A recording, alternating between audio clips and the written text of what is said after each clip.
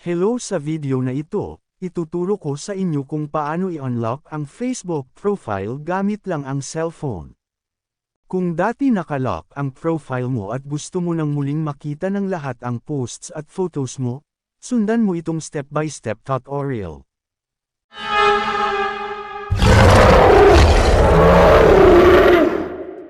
Step 1, buksan ang Facebook app.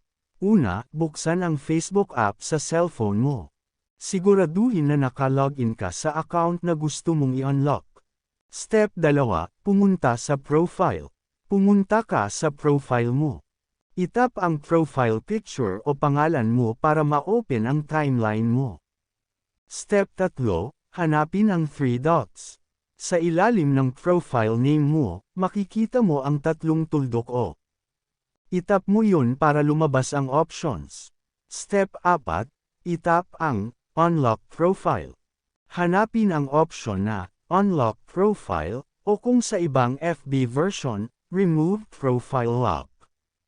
Itap iyon. Makikita mo ang confirmation screen na nagsasabing ang profile mo ay muling makikita ng public o ng lahat ng Facebook users. Posts at photos mo ay maaaring makita ng iba. Step 5, Confirm. Itap ang Unlock o Confirm button para matapos ang proseso. Makikita mo na muling unlock na ang profile mo. At ayan, ganyan kadali i-unlock ang FB profile mo gamit ang cellphone.